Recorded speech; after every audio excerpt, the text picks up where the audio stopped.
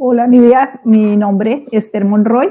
Entonces hoy quiero hablar con nuestro amigo Pierre Raymond y empezaré preguntándole, Pierre, ¿cómo llegó usted a Charalá? ¿Por qué escogió a Charalá? ¿O cómo fue la circunstancia que lo trajo a nuestro territorio?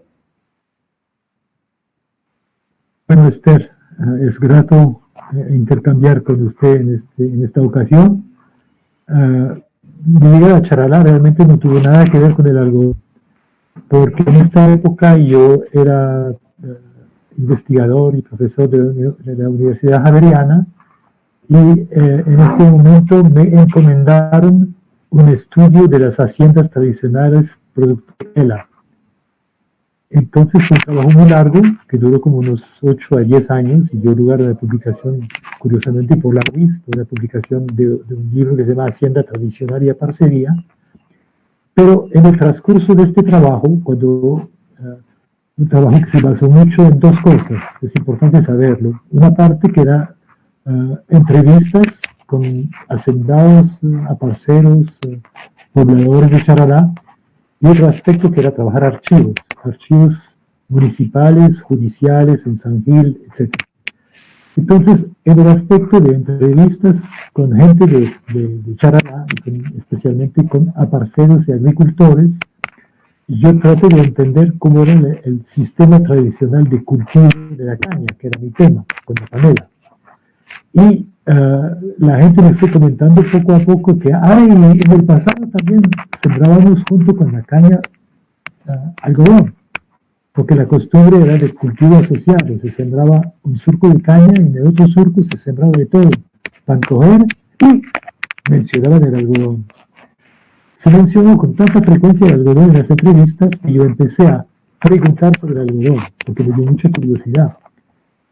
Y empecé a acumular información sobre la tradición de algodón, que después, al trabajar más en todo el departamento, me di cuenta que era general, en todo Santander, en toda la olla de Río Suárez, Santander y Boyacá, en toda la olla de Río Suárez, la gente solía cultivar algodón. Entonces, también en los archivos, cuando yo empecé a mirar contratos de apatía, contratos de arrendamiento, yo vi mencionar el algodón. Entonces, como yo empecé a preguntar también sobre el algodón a la gente, una señora de Charalá, de Ariscalvo, me dijo, pero en Ocamonte hay unas señoras que todavía están no solamente cultivando algodón, pero también, imagínense, lo desbotan, lo hilan, lo tejen. Qué curiosidad me dio. Y yo fui a conocerlas. Eso fue primero como llegué a Charalá, con la caña panelera, nada que ver. Pero como el investigador es curioso de lo que le pasa al lado de su tema principal de investigación, yo me puse también a investigar el tema del algodón debido a la frecuencia con la cual se mencionaba en entrevistas. Pero sí se pudo entender. ¿Es utilizable lo que dije antes o está muy malo? Está perfecto. Digamos que es como saber el inicio porque Pierre empezó con esta investigación. Bueno, encontraste este proceso, como de pronto esta historia de que había habido algodón y que venía como en la zona. ¿Qué continuó para ti? ¿Qué hiciste? ¿Cómo enfocaste entonces? ¿Cómo te nació la idea de hacer esa investigación que finalmente resultó con el Museo del Lienzo de la Tierra? Sí, entonces cuando yo supe que había gente que todavía desbotaba, hilaba y tejía en Ocamonte, yo pedí permiso con la universidad, con mi decano, Gabriel Rosas Vega, que era una persona de pensamiento muy amplio, hoy día lamentablemente fallecido. Yo le pedí el permiso para desprenderme por un tiempito de la investigación sobre la hacienda panelera tradicional, para dedicar unos 6 meses a esta temática. Y me permitió de manera muy generosa.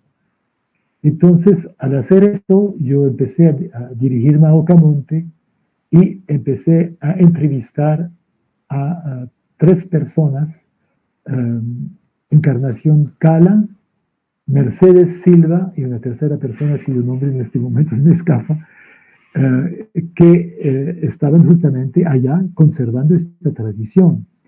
Yo me di cuenta al verla y hacer un registro fotográfico de lo que yo veía allá, que se trataba realmente de un hallazgo, que realmente yo tenía en mis manos como un pequeño tesoro de la conservación en un lugar apartadito de una tradición textil que, por lo que yo entendí leyendo, por ejemplo, recuentos de Manuel Ancísar, recuentos de Teodor Molián, de otros escritores del siglo XIX, que esta actividad había sido muy importante en toda la región.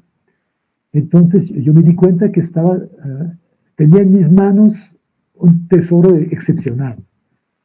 Entonces en este momento empecé a escribir un texto que es el origen del libro actual, que es Historia del algodón y los tejidos en Santander, que este texto se llamó Vida y muerte del algodón y los tejidos santanderianos. Eso fue el primer escrito que se hizo, junto también, es importante mencionarlo porque tiene que ver con la historia de cómo aparecieron más gente, junto también con un par de escritos en una revista de la Javeriana sobre las técnicas de cultivo de la caña para panela en Charalá. Eso fue lo que hice en este momento. Bueno, se publicó el libro y ¿qué siguió a esa circunstancia? ¿Cuánto tiempo te desplazaste a Charalá? Sí, pues mi idea era hacer una investigación muy a fondo sobre el tema de la hacienda panelera. Y afortunadamente este mismo decano y una pequeña financiación también de un organismo extranjero me permitió seguir con esta temática durante, yo diría, casi 8 años. Entonces yo pude acumular qué cantidad de información sobre estas temáticas paralelas del algodón y de la caña panelera. Inicialmente no fue un libro, inicialmente fue un artículo que se publicó también en la revista de la Javeriana. Ocurre que justamente tanto este artículo como los otros dos, que eran sobre el cultivo de la caña, cayeron en manos y levantaron el interés de un cooperante belga, le llamó Paul-Émile Dupré. Este señor, que comúnmente se conoce en Charalá como Pablo Emilio, este señor vio que había de pronto una fuente documental que permitía pretender desarrollar un proyecto de educación rural en Charalá alrededor de recuperación de tradiciones técnicas, tradiciones agronómicas.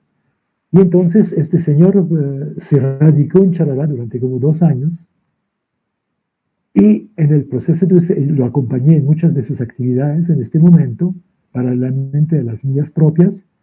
Y en todo este periodo, Pablo Emilio estuvo armando en el Hogar Juvenil Campesino un proyecto que se llamó ERA, Educación Rural Apropiada.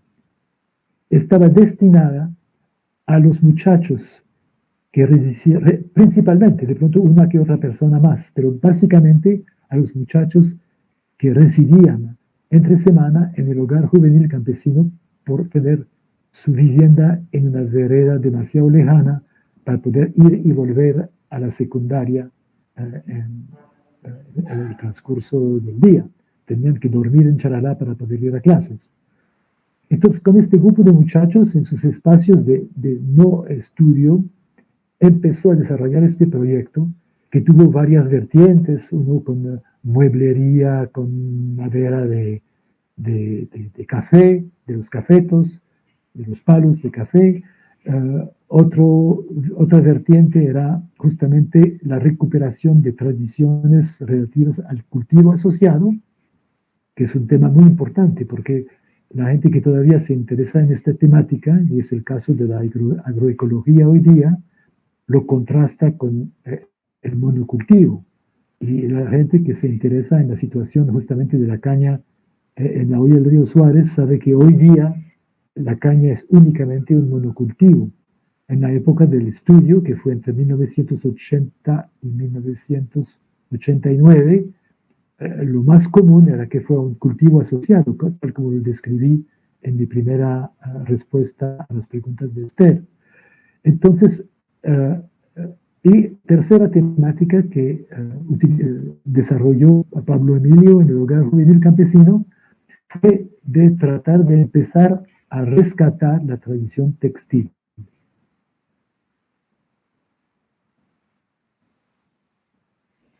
Ok, bueno, yo te conocí alrededor del año 2000 y ya tú tenías toda esa investigación ya pues armada y siempre con el sueño de poder implementar el museo. Y era un sueño que tú tenías y que no lo transmitía a nosotros, que era una necesidad y un objetivo a futuro, ¿no? Entonces, ¿cómo fue que llegamos en ese momento ya como a cristalizar ese sueño de tener el museo con toda esa investigación que llevabas alrededor de 10 años?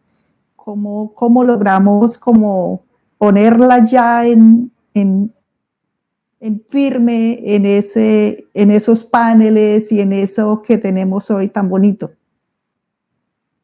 Bueno, yo creo que hay una fase intermedia muy, muy importante que no se puede olvidar en este momento. Es que Pablo Emilio estuvo viviendo, por lo que me acuerde, eso sí, está hoy día un muy buen amigo y él podría precisar la cosa, él estuvo en Charalá viviendo en la planta permanentemente en Charalá durante 2 años. Tengo tiempo, como decía, probablemente como cooperante, era belga, la Fundación Colombo Belga para la Niñez. Cuando terminó este tiempo, Pablo Emilio, que era una persona muy responsable, pensó en que había que hacer en parte por alguien que esté en necesidad de seguir con algunos de los proyectos. Y ahí fue que aparece Beatriz Grados, una antropóloga de la Universidad de los Andes, que estuvo trabajando con la corporación durante mucho tiempo. Yo pienso que en su intervención ha habido como un gran vacío después de la parte de Pablo Emilio. Y creo que fue una muy buena que hizo de buscar justamente una persona que tomara el relevo y que ha comprado la corporación del lienzo de manera intermitente. Yo creo que no permanente, pero intermitente, pero muy constante durante como unos 20 años, creo yo, ¿no?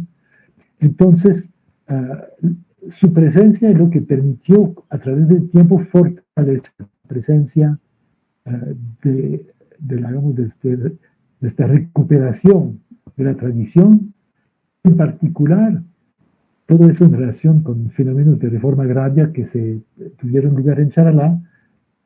Apareció un segundo taller, además del taller urbano que había en el hogar juvenil. Al lado del taller urbano apareció un taller rural en la vereda del Salitre. Entonces, en toda esta época, de todos estos años, digamos hasta el año 2000 y más allá, fue una época de afianzamiento, que es muy importante, de esta recuperación de la tradición en estos dos talleres, el taller urbano, que se pasó del hogar juvenil a casas arrendadas en el casco urbano, y en el taller rural en la vereda del Salitre. Bueno, creo que mencionas a Beatriz. Sí. ¿Qué otras personas estuvieron como en ese momento, justamente en el proceso de que hablamos de aparcería en la comunidad del Salitre? ¿Qué otras personas recuerdas de esa época? Pues yo recordaría, digamos, en cuanto a la historia textil, al proceso de los textiles, obviamente, pues, personas en particular, ¿no? Como Rosalba, se me fue el apellido en este momento, Álvarez. como Rosalba Álvarez, sí, que fue muy, muy importante en este momento, como líder, diría yo, del proceso. El otro aspecto que digamos, el aspecto textil que me parece muy importante fue la presencia de Beatriz Devia. Beatriz Devia es una química que a través del tiempo se ha especializado muchísimo en la cuestión de los tintes de los textiles arqueológicos. Es una persona de reputación mundial en este tema. Pero hizo un poco sus primeros pasos en este tema de los textiles de origen vegetal, los textiles naturales, trabajando con comunidades en La Calera y en Charalá. Creo que su aporte fue muy, muy importante para hacer avanzar el proceso de la corporación del lienzo. Bueno, para ese momento, entonces, pues digamos que ya se puso como en marcha el rescate que tú con tu investigación traías como encaminado, ¿no? Ya con las ideas que aportó Beatriz, con el tinturado que nos fortaleció Beatriz Devia, con el liderazgo de un grupo de personas en la comunidad del Salitre, que fue donde empezó todo este renacimiento y recuperación de la tradición textil guane con el algodón. Como nuestro tema principal es resaltar nuestro Museo del Lienzo de la Tierra hoy en día. Toda esta historia que tú nos estás narrando y que fuiste, digamos, pionero y protagonista al hacer esa investigación tan maravillosa, como lo decía antes, se cristalizó ya en un museo, en la Casa Museo, que se implementó a partir del 2010, pero que traía un trasfondo de 20 años y más. Entonces, ya como esa cristalización, ¿cómo fue? ¿Cómo lo logramos? Que ya ni me acuerdo qué tanto esfuerzo y tanto sacrificio. Sí, pues la Corpolienzo, en su sede urbana, trabajó en varias oportunidades, de varios, de conocí dos sitios diferentes. Y se hacía importante, por una parte, que de pronto tuviera una sede que fuera de la misma corporación, donde tuviera una permanencia estable. Y no se podía tampoco pensar en un museo en un sitio ambulatorio. Tocaría constantemente trastear el museo de un sitio a otro. Entonces, en este momento a mí se me nació la idea de tratar de hacer una recolección de fondos para poder adquirir una casa en Charalá que pudiera ser tanto del taller como del museo, y hacer justamente de este museo una cosa que se conoce como museo productivo en el mundo de la museología, un museo que al mismo tiempo fuera un sitio de trabajo en el cual la gente pudiera observar qué es hilar, qué es despotar, qué es tejer, y de otro lado, adquirir un conocimiento sobre este patrimonio. Entonces, yo creo que eso fue algo muy importante de poder juntar la actividad económica, la actividad de recuperación patrimonial, con la historia que pone este producto en perspectiva.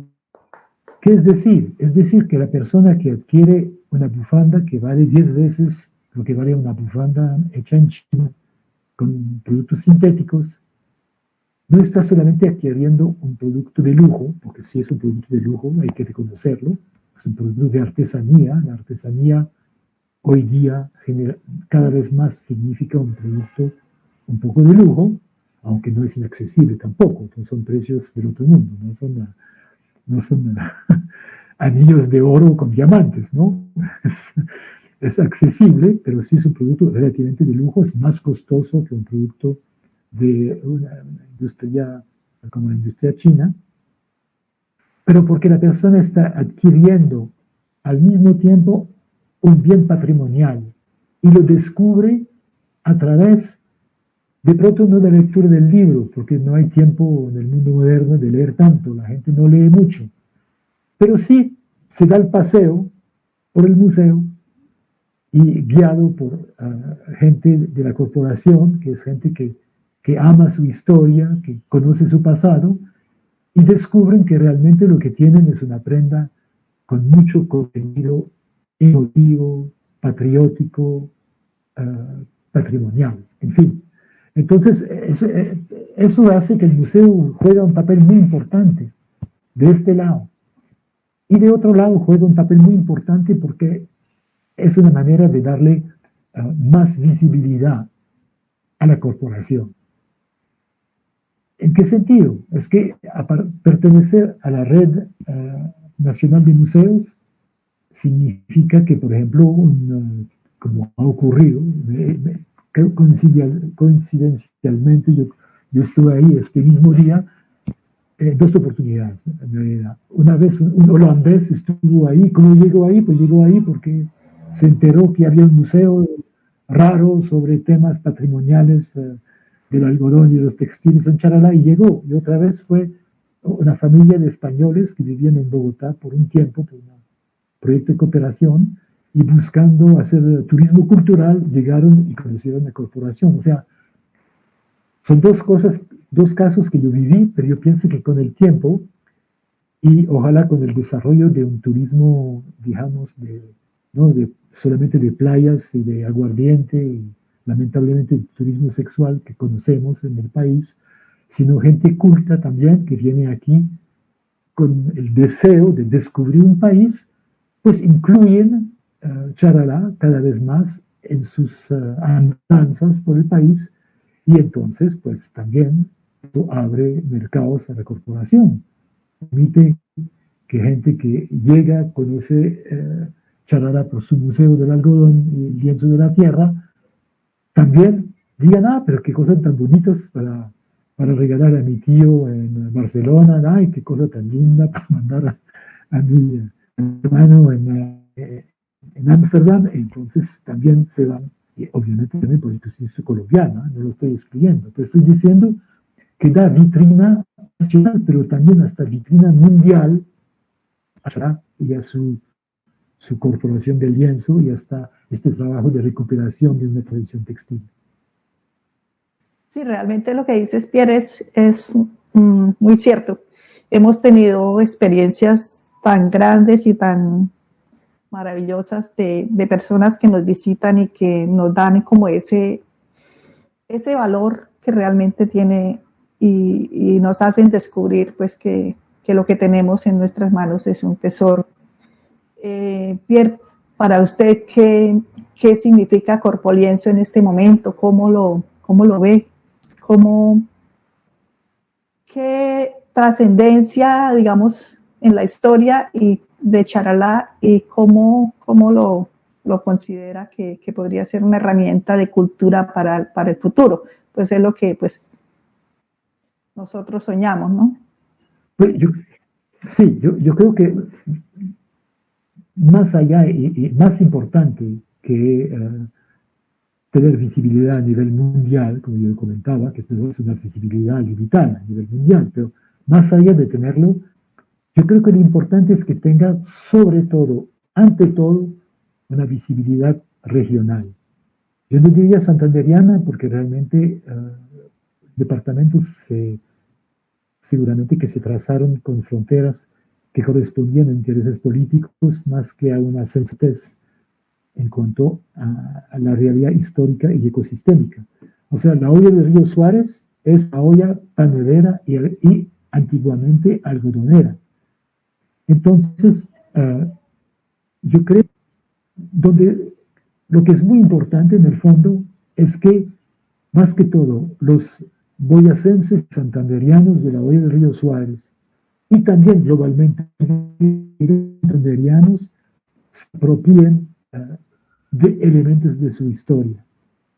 Entonces yo diría que de pronto una cosa que es necesario hacer todavía más es el contacto con instituciones educativas, tanto de secundaria, de pronto también primaria, pero sobre todo de secundaria y universitarios de estos dos departamentos, para que estudiantes vengan a descubrir lo que representa la existencia de este museo y de la actividad de Corpo Lienzo.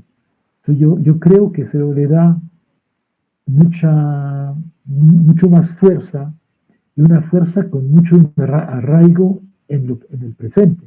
Porque Chalá tiene una historia muy interesante, muy gloriosa en la gesta libertadora, con la batalla de China, muchos otros temas que tienen que ver con la época y obviamente todavía más con el levantamiento comunero y el hecho que José Galán era charaleño. O sea, todas esas cosas le dan un aspecto histórico importante.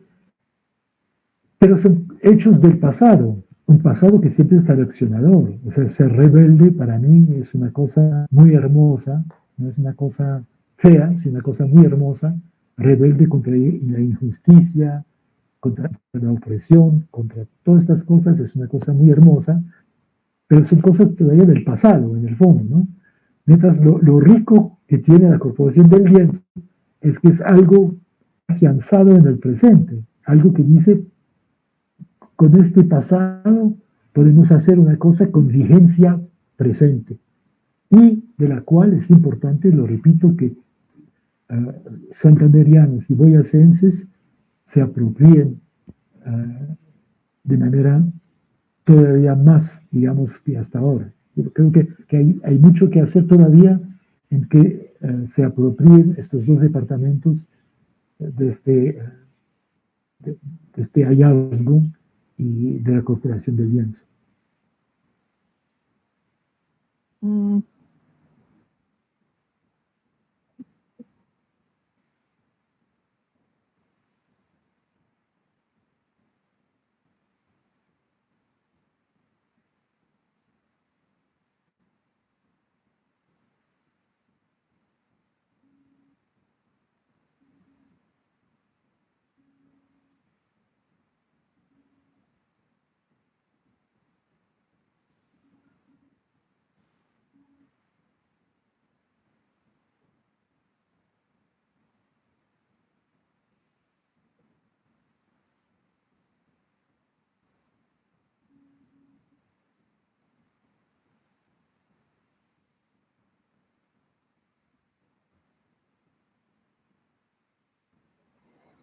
Pues yo quisiera que Esther contestara primero y de pronto si hay algo que complementar yo, pero yo creo que la que mejor puede contestar la pregunta es Esther. Bueno, yo creo que no se pueden separar estos dos conceptos porque, digamos, Corpo Lienzo es como lo que aglomera legalmente, es la figura legal que le da vida a todo este proceso. Entonces, Corpo Lienzo y el Museo del Algodón es una misma cosa, solo que, pues como hay que legalizar las cosas ante el Estado y eso, pues esa es la figura Corpo Lienzo. Pero realmente el proceso que trae la historia del museo y todo lo que lo que hablamos, es un museo vivo. Lo que nosotros hacemos con nuestras manos, todo lo que hemos logrado aprender y descubrir, e ir poniendo en práctica sin salirnos de lo artesanal y seguir como esa historia y poderle colocar a nuestros productos una historia. No es solo una bufanda, un chal, sino que tiene una historia, tiene un tejido social desde nuestros aborígenes. Entonces, yo digo que son dos figuras, pero es como el mismo proceso.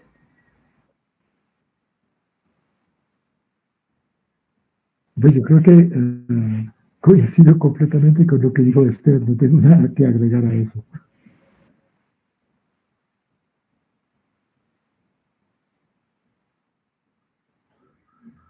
Bueno, Pierre, pues yo no sé qué tanto tiempo tenemos todavía. Yo sé que tú has estado por el país en otros procesos, en otras investigaciones, y has descubierto otras cosas maravillosas en diferentes partes del país. ¿Cómo digamos, comparativamente, o no sé cómo logra ver el proceso de Corpolienzo con referencia a esas otras organizaciones o sueños que tú tienes en otras partes del país. No sé si me hago entender. Sí, pues primero quiero comentar una cosa que para mí como investigador fue realmente algo extraordinario que poder transformar investigación en algo tan concreto como lo que existe hoy día en Charalá. Pero eso no fue solamente obra mía, eso fue obra de un conjunto de gente y de factores. O sea, no es solamente Pierre Raymond. Pierre Raymond es la chispa inicial. Pero Pierre Raymond, sin Pablo Emilio Dupret, sin Beatriz Granados, sin todas las personas que se acogieron a estas ideas y a estos principios de los Álvarez, pero mucho más gente que desde el inicio se acogieron a este proceso. Toda esta gente realmente ha sido vital para que eso exista. Pero para mí, digamos, fue una lección que de pronto yo tenía dormida, pero que se me despertó con eso, es que la investigación podría servir a muchas cosas. Puede servir, y yo lo pensé en el caso del estudio de las haciendas panaderas, acompañar el movimiento social, que fue el caso yo, y acompañé mucho las luchas por la tierra que desarrolló en este momento la pastoral social de San Gil, y de eso salieron varias parcelaciones, en total unas 12 parcelaciones en 2 etapas, se realizaron en Charalá a partir de haciendas paneleras y otras, no solamente paneleras, diversas haciendas. O sea, yo sabía que la investigación podía tener enlaces, por ejemplo, con el movimiento social. Yo sabía que la investigación a veces podía tener aspectos prácticos, pero yo no tenía muy claro, antes de que interviniera Pablo Emilio Dupret, que además tenía todo el tiempo para dedicarse a eso, era su cometido en Charalá, pero que uno podía, a partir de una investigación, desarrollar algo tan importante y tan concreto como lo de la Corporación del Lienzo. Y para mí ha sido aleccionador frente a otro proceso que estoy acompañando en este momento en Boyacá, que es un proceso de recuperación de la tradición de los molinos de piedra movidos por fuerza hidráulica. Y esa es otra investigación a la cual estoy dedicado actualmente, todavía en el presente, con Agrosolidaria, una organización que federa muchas organizaciones locales, entre otras en Charalá, y entre otras participa de eso Corpolienzo. Estoy acompañando entonces allá en Boyacá un proceso un poco similar, y de pronto algún día habrá un museo. Con suerte, de pronto algún día habrá también allá un museo. Sería un sueño mío también que pueda contar, digamos, este proceso. Pero lo que aprendí yo de Charalá es justamente el necesario esfuerzo para que una investigación no se quede solamente en libros y anaqueles, sino que se traduzca en cosas concretas en la vida de las comunidades y en la vida del país. Y para darle un ejemplo que también viene en este caso de Boyacá, hemos podido crear enlaces entre molineros de los municipios de Socha y Socotá, donde estoy trabajando, con panaderos de Bogotá que están haciendo panes especiales con harinas que provienen de los molinos de piedra de Socotá y de Socha. Y eso es importante, porque para mí fue de pronto un producto de la elección de Charalá. O sea, saber que sí hay forma de transformar la investigación en un proceso vivo, actual, económico y social. O sea, yo creo que eso fue muy, muy importante para mí. Eso.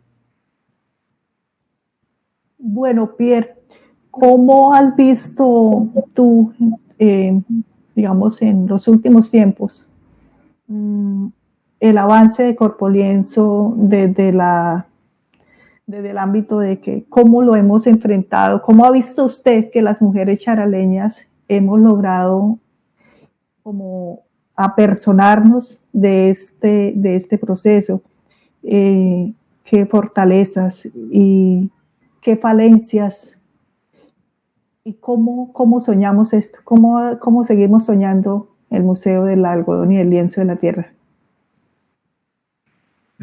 Ya, pues para mí es más difícil hablar de las cosas más contemporáneas, más recientes, por mucho que yo sea socio de la Corporación del Lienzo, mi presencia es muy episódica y últimamente con la pandemia, pues obviamente no he vuelto a aparecer en Charalá. Entonces es un poco difícil para mí contestar la pregunta. Sin embargo, yo he visto que mucha gente ha tratado de vincularse con la corporación, sea las instituciones con universitarios, pero también a veces aportando algo, aportando sugerencias sobre tintes, sobre tipos de arreglos estéticos en las telas, etc. Lo que me parece importante es que justamente en este momento, no sé si eso ocurre actualmente, haya investigación de ustedes mismas, como por ejemplo lo he visto en cuanto a tintes. Yo he visto varias personas de la corporación, me acuerdo en particular creo que era Graciela y Mercedes, buscando plantas a ver si algún resultado daba para teñir. Esos son aspectos también importantes, que son como desarrollos actuales. Pero yo creo que lo más importante es encontrar paralelamente a usos muy tradicionales, como una mulera, un chal, una bufanda, encontrar de pronto nuevas posibilidades de rubros que no necesariamente corten con la tradición, pero que son un poco diferentes y que darían de pronto nuevas opciones de mercado. Para decir la verdad, estoy menos convencido con lo del aspecto de subcontratantes que ustedes han tenido y que ha sido útil porque ha permitido de todas formas tener trabajo y desarrollar productos. Pero subcontratantes de un proyecto creo que es esencialmente en Estados Unidos, en el cual hay un componente charareño. Eso sí me entusiasma menos, ser como, ¿cómo se llamaría eso? Como una colaboración sí, sí, como subcontratantes de un proyecto un poco ajeno, diría yo. Pero bueno, hay muchas, hay que aprovechar de todo lo que se presenta, pero que me haga perder, digamos, el aspecto tradicional del asunto.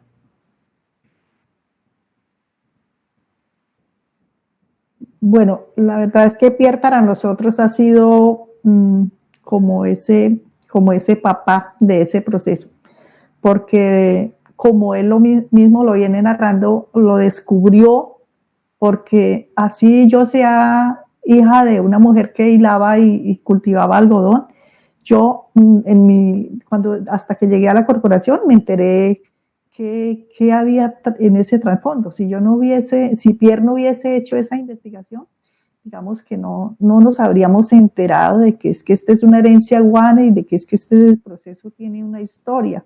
No era solamente unas mujeres que hilaban en su momento para 1980, que hilaban todavía, pero desconocíamos ese trasfondo tan importante.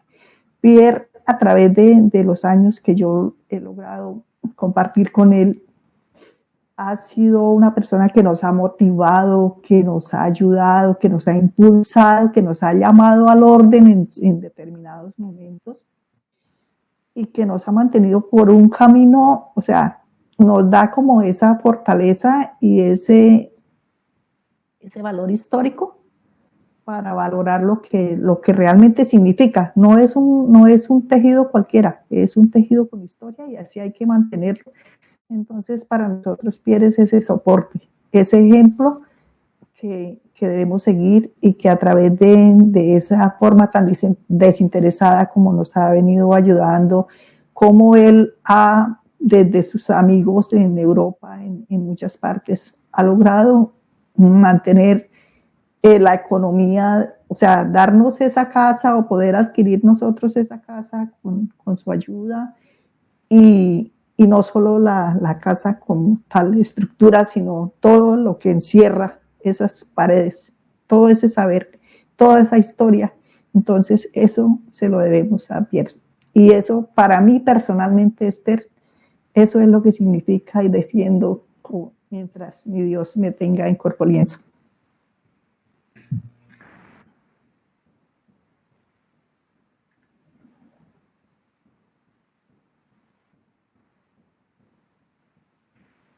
Pues yo creo que, primero, yo creo esencial, y lo que se ha hecho en Expo Artesanías, es llevar una rueca para que la gente pueda ver un proceso. Porque llevar, por ejemplo, la rueca antigua, pues de pronto hay unos riesgos, o sea, de pronto todavía es transportable eso. Una rueca pequeña, una rueca antigua, hacer el contraste, por ejemplo, y mostrar que de todas formas la corporación tiene necesariamente que actualizar tecnologías para poder tener costos de producción compatibles con un producto que tenga un precio de venta accesible, ¿sí? Porque si se tuviera que hacer todo a lo antiguo, el costo del producto sería realmente inaccesible.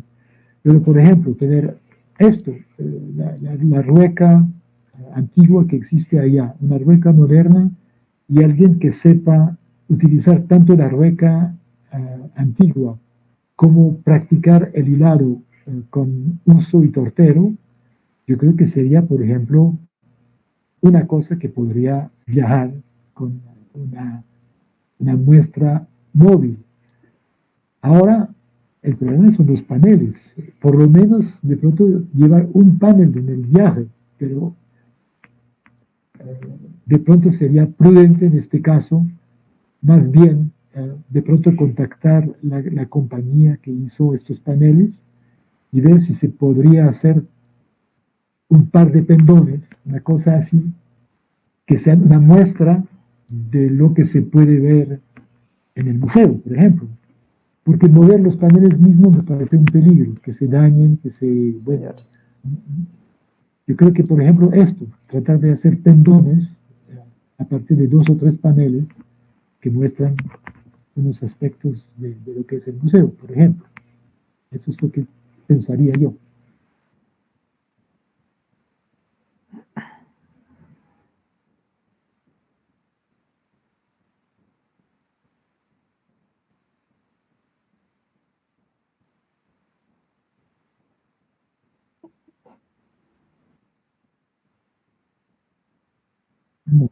La,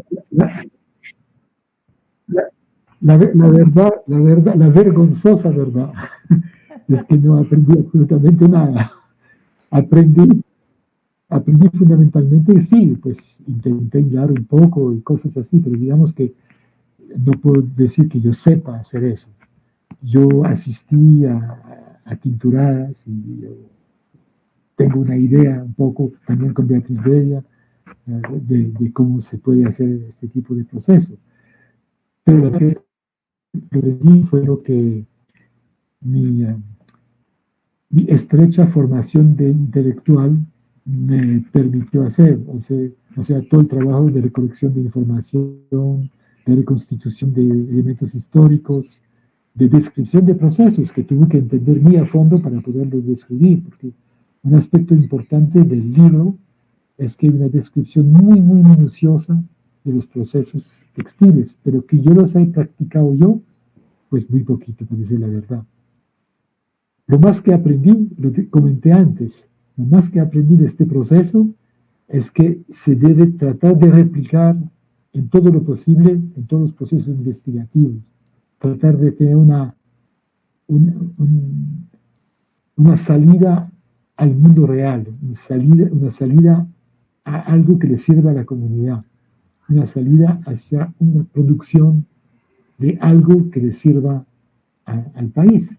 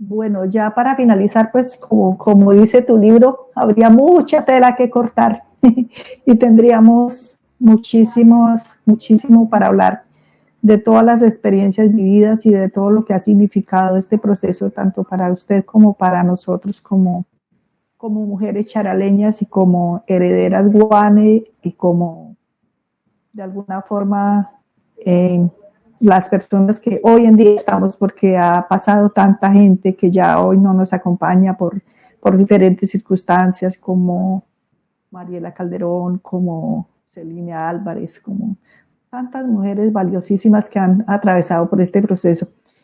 Pero, como te digo, habría mucho para hablar y para soñar, pero ya, digamos que el tiempo creo que ya se cumple y solo quedaría agradecerle, Pierre, por toda esa entrega desinteresada que ha tenido con este proceso, por todo el aporte en todos los aspectos y por lo que nos queda, porque todavía es algo que es un hijo que está en crecimiento y que tiene todavía muchas necesidades y que, digamos, no lo podemos abandonar mientras las fuerzas nos den, a los dos y a todos los que estamos, pues invitarte a que sigamos adelante, a que sigamos apoyando esto hasta donde nos den las fuerzas, porque vendrán otras personas y es lo que hemos intentado hacer, que otras personas se vinculen, personas jóvenes que sigan este camino y que nosotros logremos transmitirles esa espinita, ese amor por Corpoliense y pues agradecerte. No sé, tú qué tendrías más para decir a esta charla.